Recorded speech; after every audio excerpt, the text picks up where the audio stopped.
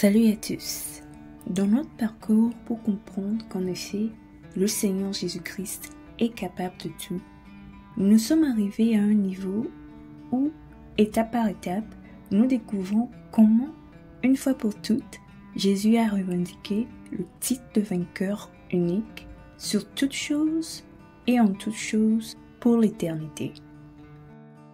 Étant dans l'une de ces étapes, aujourd'hui, d'un point de vue plutôt intrapersonnel, nous allons apprendre comment dominer sur les forces des ténèbres comme Jésus-Christ dans les temps les plus sombres de nos vies. Alors, commençons.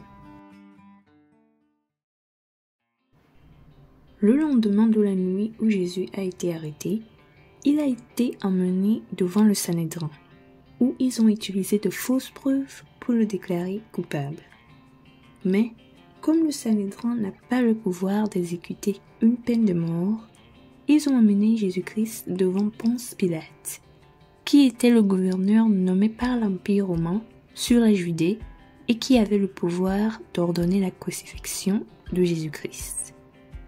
Face au moment le plus décisif et le plus sombre de sa vie, Jésus-Christ a fait quelque chose d'étonnant.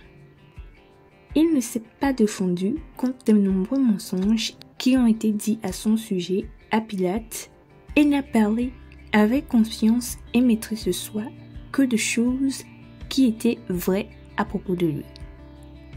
Un comportement qui peut paraître absurde à notre compréhension humaine, mais qui constitue en vérité le plus sage comportement d'un enfant de Dieu contre les forces des ténèbres. Car dans les moments où règnent les ténèbres, surveiller son langage et sa façon de parler détermine si l'issue de ce que une personne traverse sera en sa faveur ou non. Dans le cas de Jésus-Christ, le résultat de son procès devant Pilate a été en sa faveur.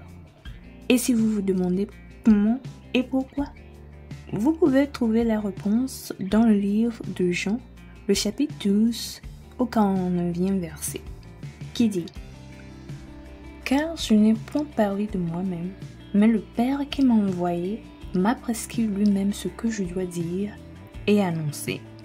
Amen. » Ici, Jésus atteste qu'il ne parle jamais n'importe comment, mais que tout ce qu'il dit lui a été ordonné par Dieu le Père afin que la raison pour laquelle il est venu dans ce monde puisse s'accomplir. Si vous vous souvenez qu'en fait, cette heure de puissance accordée aux ténèbres fait partie du plan de Dieu pour sauver l'humanité, vous comprendrez ici que Jésus veut tout simplement dire que pour vaincre une fois pour toutes les ténèbres, il est crucial qu'il suive les commandements de Dieu le Père. Lorsque vous acceptez Jésus-Christ et que vous vous engagez sur le chemin étroit, vous ferez face à des périodes ténébreuses dans votre vie. Néanmoins, en ces temps difficiles, votre faiblesse sera votre force. Cependant, si au lieu de faire et de dire ce que l'Esprit de Dieu vous prescrit, vous faites désespérément ce que vous voulez pour tenter de vous défendre, vous serez victime du stratagème des forces des ténèbres.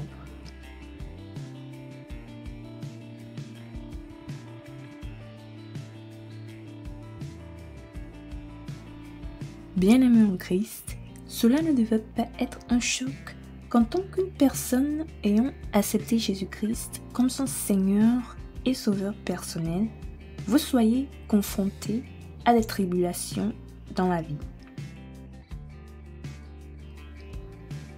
Néanmoins, vous n'avez aucune raison d'avoir peur, car tant que vous obéissez et suivez les commandements du Saint-Esprit, vous vaincrez toutes choses par la puissance de la lumière qui habite en vous.